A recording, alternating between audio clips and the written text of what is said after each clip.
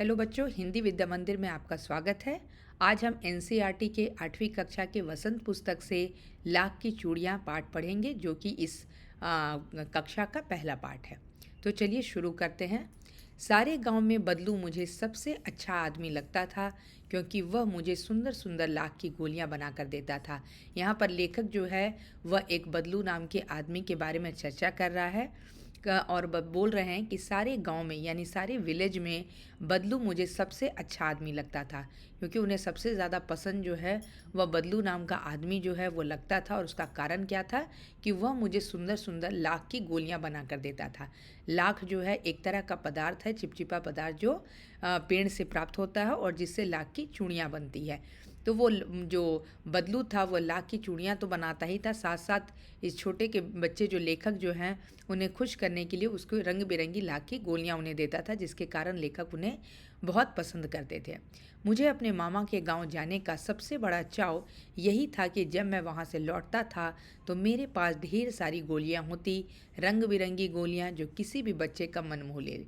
तो जब वो भी उनके जो मामा जहाँ रहते थे, बदलू जो है वो उसी गांव का था, और लेखक को जब भी वहाँ जाने का मौका मिलता तो उनका वहाँ जाने का सबसे बड़ा इंटरेस्ट जो था, सबसे बड़ा रुचि जो था, वो वहाँ जो है बदलू से रंग बिरंगी गोलियां प्राप्त करना था। इसलिए वहाँ जाने का उनका एक अलग विशेष प्रकार का चाव होता था। और सभी बच्चे जो हैं कलरफुल चीज़ों से बहुत ज़्यादा खुश होते हैं।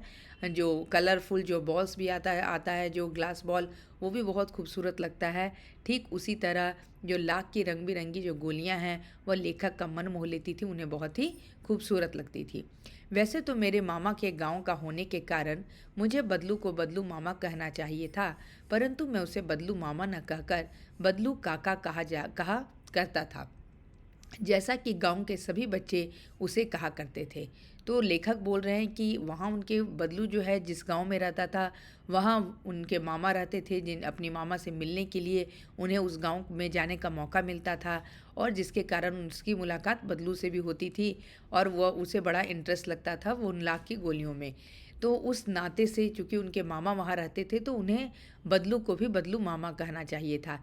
लेकिन लेखक जो है, छोटे बच्चे क्या दूसरे को देखकर इमिटेट करते हैं, तो जब वो सारे बच्चों को बदलू मामा के बदले बदलू काका कहकर कहते हुए देखते तो उन्हें भी बदलू काका ही कहना पसंद था। इसलिए वो भी बदलू मामा के बदले उन्हें बदलू काका कहते, जैसे कि गांव के सभी बच्चे उसे कहा करते थे। बदलू का मकान कुछ ऊंचे पर बना था। कुछ ऊंचे पर बना हुआ था मतलब जो जैसे जो प्लेन एरिया में बहुत ज़्यादा कुछ जगह होती है जो थोड़ी ढलान पर होती है, तो वो उनका जो घर था वो थोड़े ऊंचाई पे था, जिससे एक पुराना नीम का वृक्ष लगा हुआ था और वहाँ पे एक नीम का एक पेड़ था। उसी के नीचे बैठकर बदलू अपना काम किया करता था। उनको उसका कोई स्टोर, कोई दुकान वगैरह वैसा कुछ नहीं था, वह वहीं पर उसका घर था और वहीं पर एक नीम का पेड़ था। उसी पेड़ के नीचे जो है बदलू अपना काम किया करता था। बगल में भट्टी दहकती रहती थी। भट्टी मतलब जो आग का चूल्हा जो है, दहकना मतलब उसमें गर्म जो मतलब आग का जो ये है फायर जो है, धधक जो है वह उससे चिंगारी निकलती थी, जिससे वह लाख पिघलाया करता था। मतलब लाख को निकाल कर वह उसमें मेल्ट करने का काम उस भट्टी में करता था। और सामने एक लकड़ी की चौखट पड़ी रहती थी और लकड़ी का एक चौखट पड़ा रहता था, जिस पर लाख के मुलायम होने पर वह उसे सलाख के समान पतला करके चूड़ी का आकार देता था। तो आप पिक्चर में यहाँ पे देख सकते हैं कि इस तरह से वो जो लकड़ी है उस पर उसे फैला फैला कर मेल्ट करके जो है उसे फैला देता था, सलाख की तरह, मतलब एक चेन की तरह, रॉड की तरह आप सोच सकते हैं। तो उसे लंबा लंबा फैला देता था और जब वो मेल्ट, क्योंकि पिघलने के बाद क्या है, चीज़ें जो है आप अपने अनुसार उसे आकार दे सकते हैं। तो जब उसे लंबा लंबा वो आकार दे देते थे और उसके बाद चूड़ी का, और उसके बाद जब थोड़ा उसमें फिनिशिंग आ जाता था तो उसे चूड़ी का आकार यानी राउंड शेप दे देते थे। पास में चार छह विभिन्न प्रकार की बेलन नुमा मुंगेरियाँ रखी रहती, जो आगे से कुछ पतली और पीछे से मोटी होती थी। और उनके पास 4 से 6 तरह की बहुत डिफरेंट जो है बेलन नुमा मतलब सिलिंड्रिकल डिज़ाइन का, ये अगर आप बेलन अभी देखे होंगे जैसे माता जी आपकी रोटी बनाती हैं, तो उसी तरह के बेलन में जिसका जो आगे का जो भाग है वो पतला होता था और पीछे का भाग मोटा। अगर आप कभी ज्वेलरी शॉप में गए होंगे तो अंगूठी जैसे आप अगर ख़रीदना है तो या उसको शेप को देखना है तो उसी प्रकार का जो है वो बेलन नुमा मुंगेरी वो भी यूज़ करते हैं और उसमें वो साइज़ जैसे वो लिखा रहता है, तो आपकी उंगली के लिए कौन सा साइज़ परफेक्ट है। उसी तरह जो है यहाँ पे जो बदलू है उसी प्रकार के बेलनुमा मुंगेरियाँ यूज़ करता था और आगे से कुछ पतली और पीछे से वह मोटी हुआ करती थी। लाख की चूड़ी को आकार देकर वह उन्हें मुंगेरियों पर चढ़ाकर गोल और चिकना बनाता था, मतलब उसको उसके अंदर डालकर उसे और फिनिशिंग देता था, उसको पूरा प्रॉपर राउंड शेप और अंदर से उसको स्मूथ करता था। तब एक एक करके पूरे हाथ की चूड़ियाँ बना चुकने के पश्चात वह उन पर रंग करता। और नॉर्मली जो महिलाएं होती वो एक हाथ में 12 चूड़ियाँ पहनती, तो जो दोनों हाथ की जब चूड़ियाँ रेडी हो जाती तब उसको वो कलर करता था। बदलू यह कार्य सदा ही एक मछी पर बैठकर किया करता था और यह सारा काम जो है उसके पास एक प्लास्टिक का मछिया जो स्टूल टाइप का होता है लेकिन वो बिना हुआ रहता है, जैसे आप खटिया कॉट वगैरह देखे होंगे उसी तरह उसे मछिया भी बोलते हैं। वह उसी पर बैठकर अपना सारा दिन काम करता था, जो कि बहुत ही पुरानी थी। बगल में ही उसका हुक्का रखा रहता जिसे वह बीच बीच में पीता रहता। हुक्का जो होता है एक लंबा जो है स्टिंग टाइप का होता और उधर जो है कोल मतलब उसमें जलते रहता है और नीचे जो पानी है उसमें जैसे वो गर्म होता है और जिसमें ब्लो करने पर जो है वो गुड़गुड़ की आवाज़ करती है। और पहले के लोग मतलब जैसे सिगरेट वगैरह आज लोग जो ज़्यादा मतलब चर्चा में, उस तरह लोग पुराने ज़माने में हुक्का वगैरह पिया करते थे। तो बदलू भी जो है वह हुक्का पीने का शौकीन था। तो वह क्या करता था, वहीं पर उसका हुक्का रखा रहता था, वह काम करने के बीच बीच में वह हुक्का भी पीता रहता था। गांव में मेरा दोपहर का समय अधिकतर बदलू के पास बीतता और लेखक बोलते कि सारा दिन मतलब मोस्टली आफ्टरनून का जो टाइम है वह बदलू के पास ही बैठे रहते लेखक जो, और वह मुझे लला कहा करता और मेरे पहुंचते ही मेरे लिए तुरंत एक मछिया मंगा देता। और प्यार से बच्चों को जैसे लला बोलते हैं ना, तो वो उसी तरह बदलू जो है वह लेखक को बहुत ही प्यार से लला बोलते। और जब भी वह बदलू की दुकान पर जाता तो वह उसे एक बैठने के लिए, जैसे हम कि कोई भी हमारे घर आता है तो हम उन्हें बैठने के लिए पूछते हैं ना, तो उसी तरह उसे तुरंत मछिया देते बैठने के लिए। मैं घंटों बैठे बैठे उसे इसी प्रकार चूड़ियाँ बनाते देखता रहता। और बच्चा जो है बालमन जो है उन्हें वह जो कलरफुल चीज़ें जो बदलू बनाता था उन्हें बहुत अच्छा लगता था, तो वह वहीं बैठे घंटों वह चूड़ियाँ बनाते देखते रहते थे कि बदलू जो है वह कैसे उन लाख को चूड़ियों का शेप देता है, कैसे उसे रंग भरता है, वो सारा कुछ वहीं बैठकर देखते। लगभग रोज ही वह 4-6 जोड़े चूड़ियाँ बनाता था और daily 4 to 6 pairs of glass bangle वो प्रिपेयर करते थे। पूरा जोड़ा बना लेने पर वह उसे बेलन पर चढ़ाकर कुछ क्षण चुपचाप देखता रहता, मानो वह बेलन न हो किसी नववधू की कलाई हो। और जब वो उनका प्रिपेयर हो जाता, जब वो लाख की चूड़ियों को उस बेलन नुमा पर चढ़ा देते और उसे लगातार उसे चुपचाप उसे निहारते, उसे देखते, उसे एडमायर करते कि उसे ऐसा प्रतीत होता है कि जैसे वो मुंगेरियों पर नहीं बल्कि किसी नववधू यानी जो नई नवेली जो लड़की है जिसका अभी जस्ट शादी हुआ है उसकी कलाई में वो इमेजिन करते हैं कि जब वह उसे पहनेगी तो उसके हाथ में वो कितना सुंदर लगेगा। बदलू मनिहार था, चूड़ी बनाने वाला था। चूड़ियाँ बनाना इसका पैतृक पेशा था और उसका ये जो है पैतृक पेशा मतलब उसका जो ट्रेडिशनल मतलब एक पिता के से प्राप्त हुआ जो काम था, पेशा था, वह वही था और यह बहुत सालों से चल रहा था। वास्तव में वह बहुत ही सुंदर चूड़ियाँ बनाता था और जो बदलू जो था वह इस काम में बहुत माहिर भी था, बहुत परफेक्ट भी था, क्योंकि वह बहुत दिनों से यह काम कर रहा था। उसकी बनाई हुई चूड़ियों की खपत भी बहुत थी। खपत मतलब कंजम्पशन। उस चूड़ियों का जो यूज़ था वो भी बहुत अच्छा था। उसके गांव में उसकी काफ़ी डिमांड थी। उस गांव में तो सभी स्त्रियां उसकी बनाई हुई चूड़ियाँ पहनती ही थी। आसपास के गांव के लोग भी उससे चूड़ियाँ ले जाते थे। तो not only that village, even जो आसपास का जो विलेज होता था वहाँ के लोग भी मतलब वहाँ पर भी बदलू की चूड़ियों के लाख की चूड़ियों की काफ़ी डिमांड थी, तो वहाँ से भी लोग इसकी चूड़ियाँ खरीद कर ले जाते थे। परंतु वह कभी भी चूड़ियों के पैसे से बेचता ना था। लेकिन नॉर्मली जब हम कोई सामान खरीदने जाते हैं तो हम उसके बदले में पैसा देते हैं, क्योंकि आज जो है विनिमय का जो साधन है ना, वो वस्तु ना होके मुद्रा है। लेकिन बदलू जो था वह क्या करता था, वह चूड़ियों के बदले में पैसा नहीं लेता था, बल्कि वह वस्तु विनिमय का तरीका इस्तेमाल करता था। वस्तु विनिमय क्या होता है? जब हम चीज़ के बदले में आप किसी दूसरी चीज़ को डिमांड करिए या उस दूसरी चीज़ को उसके बदले में दें। तो बदलू यहाँ पे क्या करता था, वह कभी भी चूड़ियों के पैसे से बेचता ना था। उसका अभी तक वस्तु विनिमय का तरीका था और लोग अनाज के बदले उससे चूड़ियाँ ले जाते थे। सपोज़ जैसे 2-3 पेयर चूड़ी खरीदी, उसके बदले 2 किलो 3 किलो अनाज जो है वो उसे दे जाते थे। बदलू स्वभाव से बहुत सीधा था, वह नेचर वाइज भी बहुत ही सिंपल था।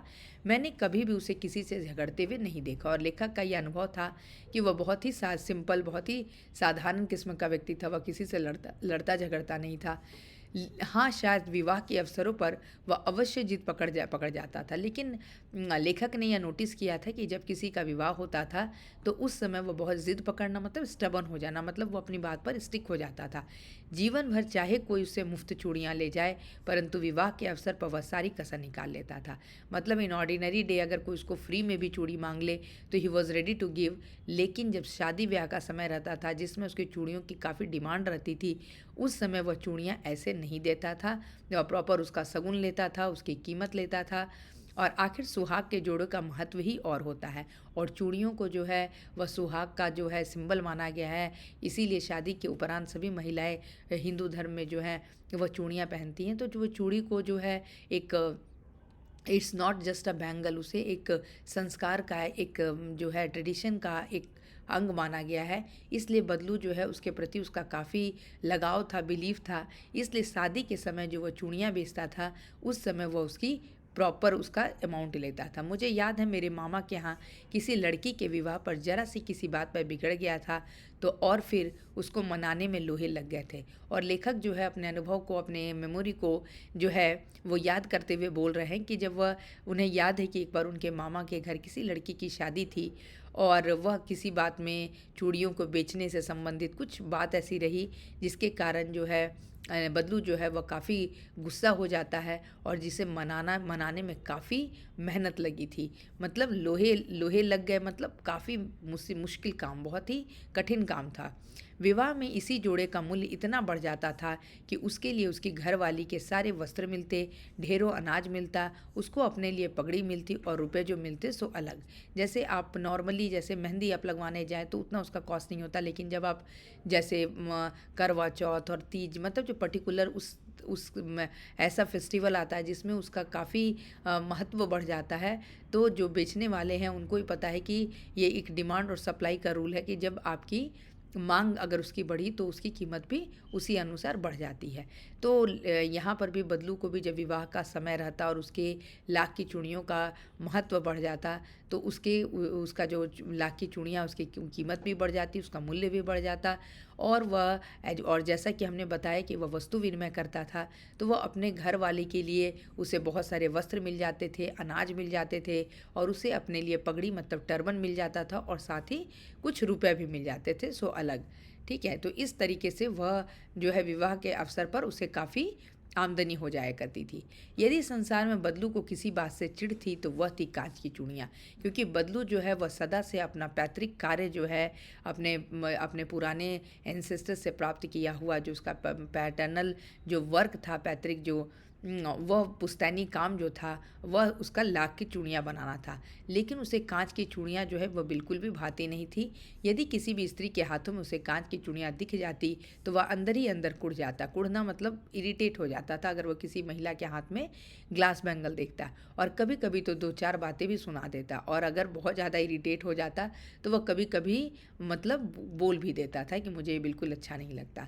मुझसे तो वह घंटों बातें किया करता था और लेखक जो बोल रहे हैं कि वह उनसे घंटों मतलब बहुत देर देर तक उनसे बातें करता, कभी मेरी पढ़ाई के बारे में पूछता, कभी मेरे घर के बारे में और कभी यूं ही शहर के जीवन के बारे में, क्योंकि लेखक जो है वह शहर में रहते थे और बदलू गांव में रहता था।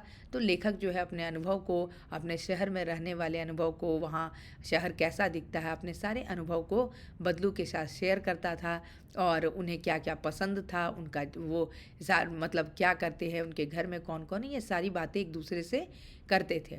मैं उससे कहता कि शहर में सब कांच की चूड़ियाँ पहनते हैं, तो वह उत्तर देता, शहर की बात और है लला, वहाँ तो सभी कुछ होता है। और जब लेखक उन्हें बताता है कि गांव में तो लोग लाख की चूड़ियाँ पहनते हैं, लेकिन शहर में, सिटी में लोग ज़्यादातर ग्लास के बैंगल ही पसंद करते हैं। तो बदलू बोलता है कि गांव और शहर में बहुत अंतर है, वहाँ के लोगों का रहन सहन और जो है तौर तरीका वह बिल्कुल अलग होता है। वहाँ तो औरतें अपने मर्द का हाथ पकड़कर सड़कों पर घूमती, मर्द मतलब उसके हस्बैंड को बोल रहा है कि जब सिटी में क्या होता है कि हस्बैंड वाइफ जो है अपने हाथ में हाथ पकड़कर चल रहे हैं, इसे कोई बुरा नहीं मानता, क्योंकि वहाँ पे लोग ऐसा करते हैं और वो मतलब इसके लिए यूज टू रहते हैं। लेकिन गाँव में जो है इन सारी चीज़ों पर पाबंदी भी बोल सकते हैं, और बहुत सारी चीज़ें वहाँ नहीं होती है, लोग पसंद नहीं करते हैं।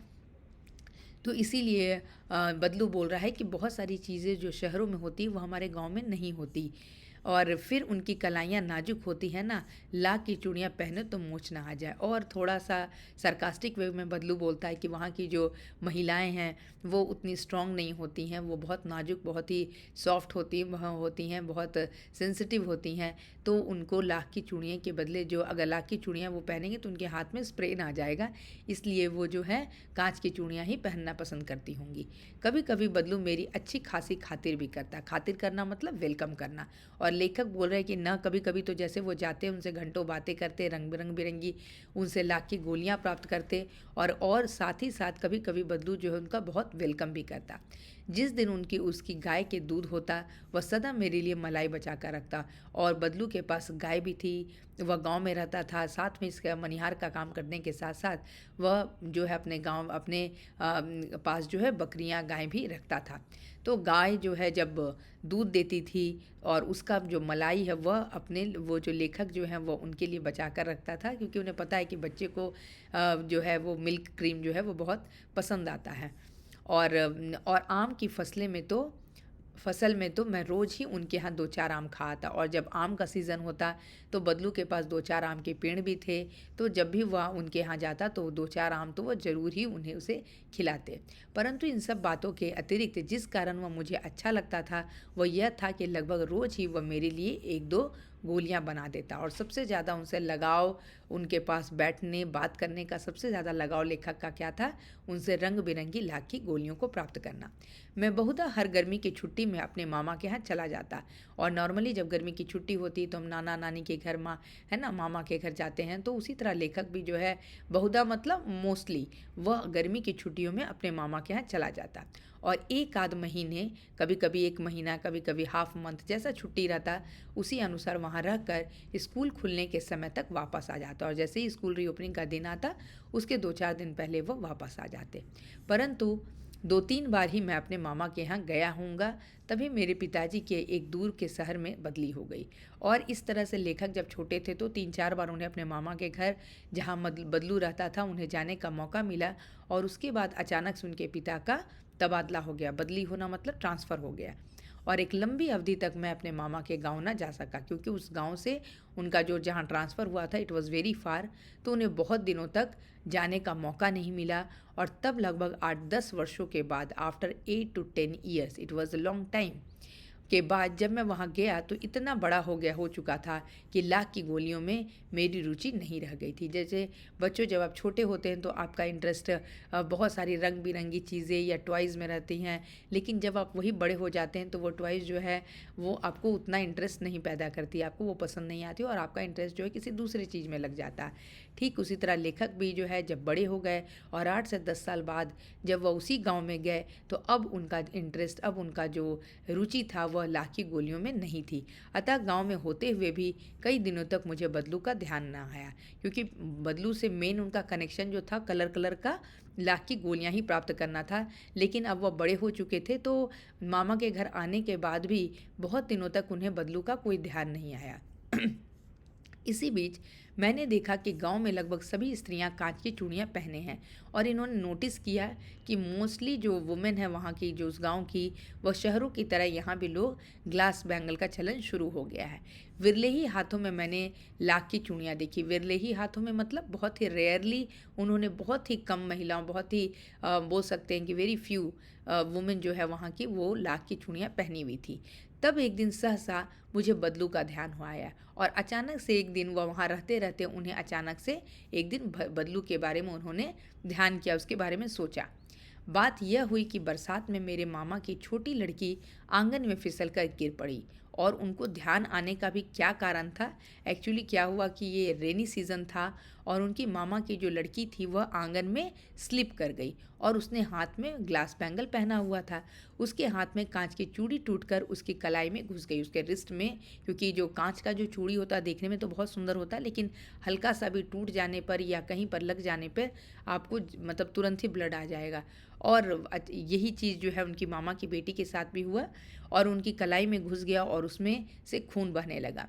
मेरे मामा उसे समय पर घर पर न थे और उस समय मामा जो थे उस समय उनके घर पर नहीं थे और उनकी कलाई जो है, उनकी कलाई और जो चूड़ी जो है उनकी कलाई में घुस चुकी थी। तो उस पर लेखक ही घर पर थे तो उन्होंने मरहम पट्टी करने के लिए उन्हें ही करनी पड़ी और मुझे ही उसकी मरहम पट्टी करनी पड़ी, मतलब फर्स्ट एड जैसा।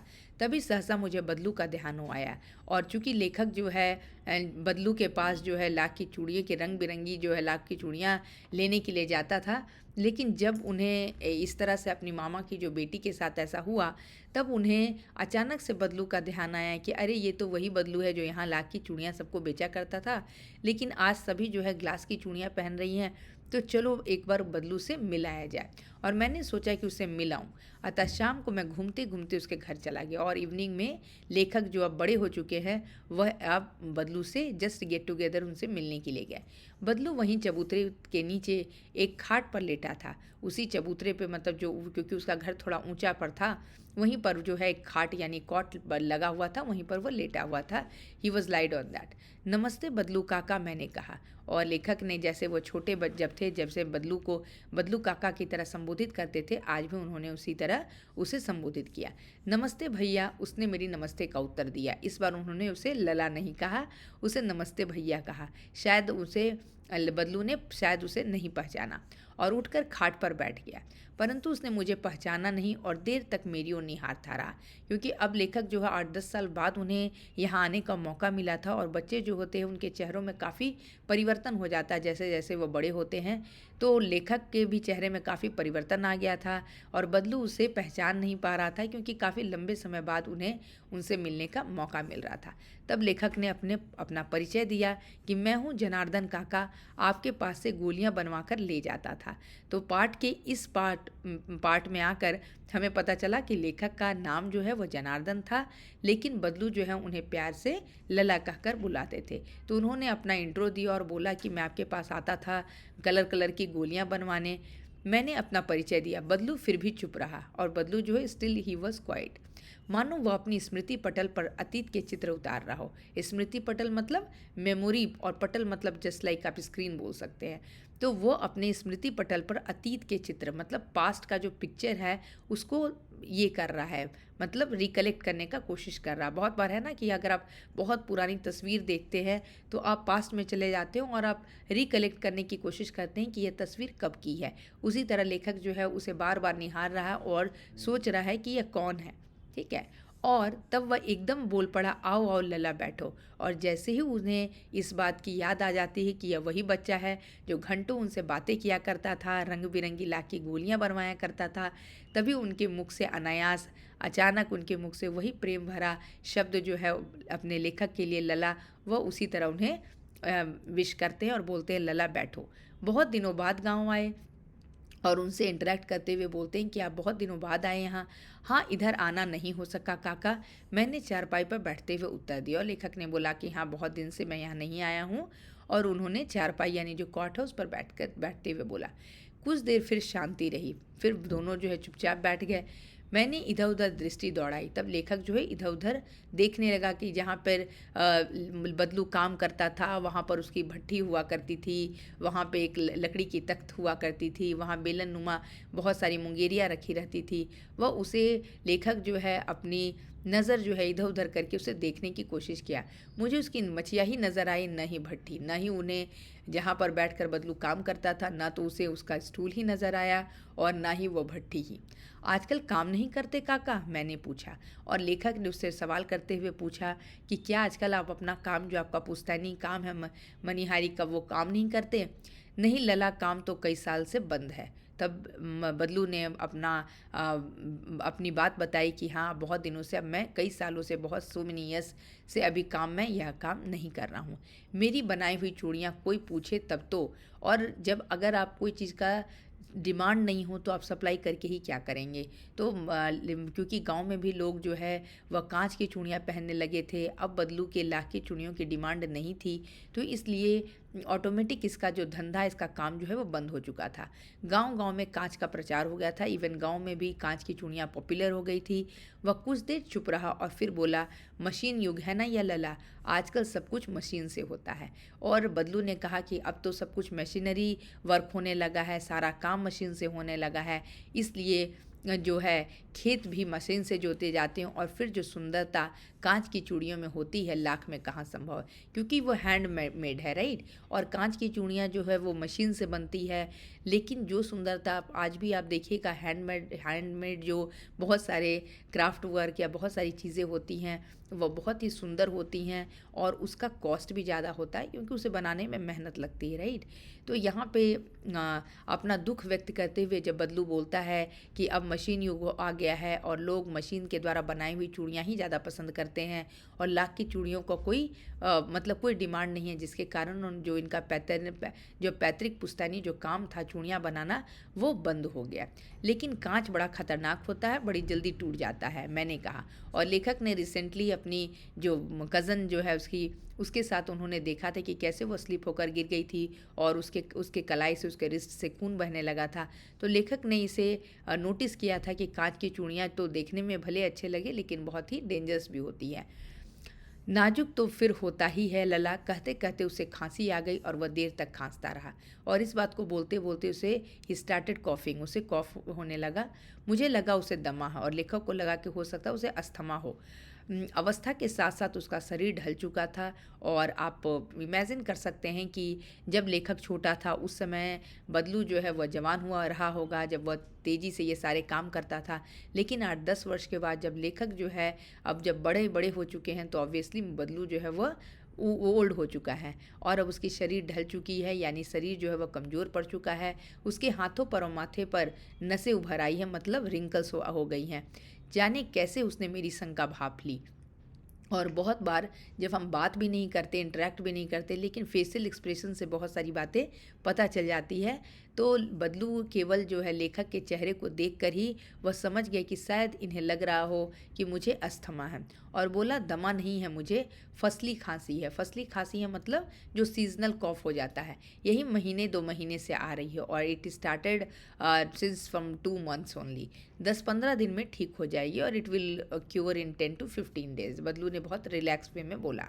मैं चुप रहा, मुझे लगा उसके अंदर कोई बहुत बड़ी व्यथा छिपी है, और लेखक भी उन्हें बचपन से जानता था, वह बहुत उनसे बातें करता था। तो आज जब उसे बदलू से मिलने का मौका मिला, तो उन्हें ऐसा महसूस हुआ कि वह अपने अंदर कुछ दुख छुपा रहे हैं। व्यथा मतलब दुख, तकलीफ।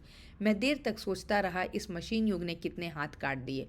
और लेखक जो है अपने माइंड में यह बात सोच रहे थे कि इस मशीन युग के कारण बहुत लोग जो है वो बेरोजगार हो गए, बहुत, और लोग, क्योंकि जो अगर मशीन अगर 20 लोग या 30 लोग का काम अगर एक दिन में कर सकता है, तो आप ह्यूमन पावर के बदले मशीन का ही इस्तेमाल करना चाहेंगे। लेकिन वहीं दूसरी ओर जो है ये सारे लोग बेरोजगार हो गए, और इनका इनका मतलब काम नहीं मिलेगा, पैसा नहीं मिलेगा, तब उनको सर्वाइव करने का प्रॉब्लम। तो एक तरफ मशीन अच्छा भी है, लेकिन वहीं दूसरी तरफ जो है बहुत सारे लोगों को बेरोजगार भी कर देती है। तो ये सब बातें सोच कर लेखक जो है थोड़ा सा मतलब असंतुष्ट और थोड़ा व्यथित हो जाते हैं। और उसके बाद लेखक जो बोलते हैं कि अगर बहुत मैं देर तक सोचता रहा और इस मशीनी युग ने कितने हाथ काट दिए हैं। कुछ देर फिर शांति रही जो मुझे अच्छी नहीं लगी। अब न लेखक के पास कुछ बोलने के लिए था, न ही बदलू के पास, तो दोनों बिल्कुल शांत थे। और लेखक को यह थोड़ा अटपटा सा, थोड़ा अनमना सा लगा, तो वो अपनी बात को बदलते हुए बोले कि आम की फसल अब कैसी है काका। कुछ देर पश्चात मैंने इस बात का विषय बदलते हुए पूछा और सोचा कि अब लेक उससे कुछ चूड़ी से संबंधित बात, लाख से संबंधित बात नहीं करूँगा। और सब्जेक्ट को चेंज करते हुए उन्होंने बोला कि आम की फसल अब कैसी है। तो वो बोले, उसका रिप्लाई देते हैं कि कुछ देर पश्चात मैंने बात का विषय बदलते हुए, जब लेखक बोलते हैं तो बोलते हैं, बदलू बोलता है, अच्छी है लला, बहुत अच्छी है। उसने लहक कर उत्तर दिया, बहुत एक्साइटेड होकर बोला कि हाँ बहुत अच्छी है। और अंदर अपनी बेटी को आवाज़ दी, अरे रज्जो, लला के लिए आम तो ले आ। और वो अंदर जो है, उनकी जो बेटी है उसका नाम रज्जो है, वो अंदर आवाज़ देते हुए बोलते हैं कि रज्जो, लला के लिए कुछ आम लेते आओ। फिर मेरी ओर मुखातिब होकर बोले और फिर उसकी तरफ देखकर बोले, माफ़ करना लला, तुम्हें आम खिलाना भूल गया था। और उसको मतलब सॉरी करते हुए बोल रहे हैं कि प्लीज़ फॉरगिव मी, क्योंकि मैं मतलब बात करने में भूल गया और मैं तुम्हें आम नहीं खिला पाया। क्योंकि उन्हें याद आ गया कि जब वो छोटे थे तो उन्हें डेली ही मतलब उनको 2-3 आम जो है वो खाने के लिए दिया करते थे। नहीं नहीं काका, आम तो इस साल बहुत खाए हैं। तो लेखक अब बड़े हो चुके हैं, लेखक बोल रहे हैं कि हम तो इस साल बहुत सारे आम खाए, ऐसी कोई बात नहीं है। वाह वाह, बिना आम खिलाए कैसे जाने दूंगा तुमको। लेकिन बदलू जो है आज भी लेखक के साथ वही प्रेम, वही वात्सल्य जो है वह प्रकट कर रहे हैं। और वो बोले कि नहीं नहीं, ऐसा कैसे हो सकता है कि आप मेरे घर आइए और मैं आपको बिना आम खाए ही जाने दूँ यहाँ से।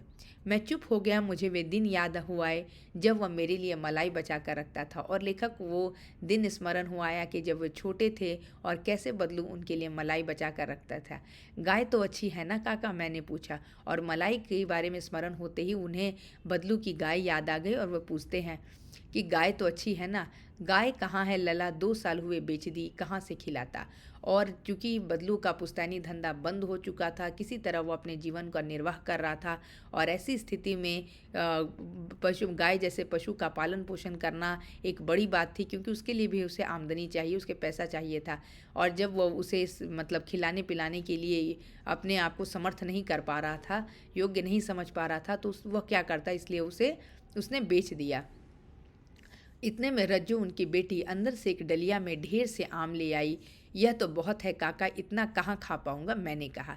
और जब रज्जू के हाथ में एक पूरा भर कर एक बास्केट में वह मैंगो लेकर बाहर आई, यह देखकर यह तो बहुत है काका। और जैसे ही लेखक की नज़र उस डलिया पे पड़ी तो वह उनको बदलू को बोल रहे हैं कि it's so many, I can't eat that much, इतने कहाँ खा पाऊंगा, मैंने कहा। वाह वाह, वह हंस पड़ा। और लेखक और बदलू जो है वो उसकी यह बात सुनकर हंसने लगा। बोला, शहरी ठहरे ना, मैं तुम्हारी उम्र का था तो इसके चौगुने आम एक बखत में खा जाता था। और जो गांव के जो लोग हैं वो ज़्यादा फिज़िकली ज़्यादा स्ट्रांग होते हैं, तो और शहर के लोग इतना, उनका डाइजेशन पावर इतना स्ट्रांग नहीं होता है कि वो उतना ज़्यादा खा सके। तो जब वो बोलते हैं कि मैं इतना नहीं खा पाऊँगा, तो बदलू थोड़ा मुस्कुराते हुए बोलते हैं कि तुम शहर से हो ना, इसलिए ऐसा बोल रहे हो। मैं जब तुम्हारी एज का था तो मैं इसका 4 टाइम्स जो है एक समय में खा जाता था, एक बखत मतलब एक बार में। आप लोगों की बात और है, मैंने उत्तर दिया। अच्छा बेटी, लला को 4-5 आम छाँट कर दो। तो बदलू जो है वो समझ गया कि वह इतने आम नहीं खा पाएंगे, तो अपनी बेटी को इंस्ट्रक्ट करते हैं कि इसमें से जो 4-5 बहुत अच्छा आम है वो उन्हें दो, सिंदूरी वाले देना, मतलब थोड़ा जो ऑरेंजिस कलर जो है, येलोइस वाले जो, वो उन्हें देना। देखो लला कैसे हैं, इसी साल ये पेड़ तैयार हुआ है। और बदलू जो है बहुत एक्साइटेड होकर बोलता है कि ये मेरा जो नया आम का पेड़ है, इसका फल मैं तुम्हें दे रहा हूँ आम, इसे टेस्ट करके बताओ कि यह कैसा है। रज्जू ने 4-5 आम अंजुली में लेकर मेरी ओर हाथ में बढ़ा दिया। अंजुली मतलब हाथ में लेकर ऐसे करके उसे बढ़ा दिया। आम देने के लिए मैंने हाथ बढ़ाया तो मेरी निगाह एक क्षण के लिए उसके हाथों पर ठिठक गई। जैसे ही लेखक ने आम लेने के लिए रज्जू से हाथ बढ़ाया तो अचानक से उसकी दृष्टि, उसकी नज़र जो है वह रज्जू के कलाई पर गई, जिस पर उस गोरे गोरे कलाई पर उसने बहुत ही सुंदर लाख की चूड़ियाँ पहन रखी थी, जो बहुत ही फब रही थी, बहुत ही खूबसूरत लग रही थी। बदलू ने मेरी दृष्टि देख ली और बोल पड़ा, यही आखिरी जोड़ा बनाया था। और बदलू समझ गया कि लेखक की नज़र जो है उसके कलाई पर है, उसकी लाख की चूड़ियों पर है। तो बदलू जो है अपने उसकी उसे देखकर वो अपनी बात क्लियर करता है कि यह जो है, यह this was the last pair what I made. जमींदार साहब की बेटी के विवाह पर, और जमींदार जो लैंडलॉर्ड थे उस गांव के, उनकी बेटी का विवाह था और उसी विवाह के अवसर पर मुझे बनाने का मौका मिला था। 10 आने पैसे मुझको दे रहे थे और वो उन्हें ऐसे ट्रीट कर रहे थे कि no one is asking, no one is giving, demanding for that. बस मैं अपने बच्चे को में मतलब शादी के अवसर पर तुमने बना दिया है तो केवल 10 पैसे उसका दे रहे थे जस्ट, क्योंकि 10 पैसा जो है it's very low cost, right. उसका जो प्रोडक्शन जो है उससे भी मतलब उसको वो खर्च नहीं निकल जाएगा, क्योंकि फ़ायदा तभी होगा ना जितना आपको किसी भी सामान को बनाने का जो लागत है, कॉस्ट है, वो जब तक उससे अधिक ना मूल्य आप रखें तब तक आपको कोई फ़ायदा नहीं है। तो बदलू बोला कि वह मुझे इतने कम पैसे दे रहे थे, मैंने जोड़ा नहीं दिया, कहा शहर से ले आओ। बोला कि मतलब इस तरह से फ्री ऑफ कॉस्ट में बेचने का कोई मतलब नहीं है, क्योंकि उसका ये केवल रोजगार नहीं था, यह उसका पैतृक पुश्तैनी जो काम था जिससे उसको काफ़ी लगाव था, और ये बहुत सालों से दरसाल मतलब जो है नेक्स्ट अगली पीढ़ी और दूसरी मतलब जो पीढ़ी दर पीढ़ी वह काम करते आ रही थी। तो यह केवल मतलब जस्ट उसके रोजगार का साधन नहीं बल्कि उसका एक आइडेंटिटी थी, तो वो उसे इस तरह से उसे बर्बाद नहीं कर सकता था, इसलिए उसने उन्हें नहीं बेचा। वो उसके लिए काफ़ी शर्म की बात थी, अपमान की बात थी कि उस सुंदर लाख के जोड़े के लिए उसे मात्र 10 पैसे ही वह देने के लिए तैयार था। इसलिए उन्होंने कहा कि मैं यह नहीं बेचूंगा, आपको अगर इच्छा है तो आप शहर से लेते आइए।